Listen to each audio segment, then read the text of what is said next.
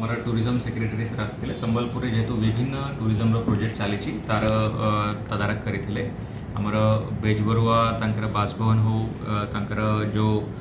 ଧ୍ୟାନ ଗୃହ यार मध्य विजिट होता गोटे काम आमर अलमोस्ट कंप्लीट होती और आरा घर काम चली से भाया आमर माँ समलेश्वरी टेम्पल कैंपस रे जो एडिशनल आमर फाउंटेन लगे सेठी तापरे महानदी आरतीर जो व्यवस्था अच्छी सेटा करा तापरे हीराकूद डैम रो जो उन्नयन पाए पूरा एनवायरमेंट कंजर्वेशन ध्यान को रखिकी केमी arrival plaza public different amenities dam museum power technology museum जोटा कि धरतु विभिन्न जो प्रकार आमर पावर तैयारी होची तो तार मध्य पावर टेक्नोलॉजी म्यूजियम तैयारी करवाटा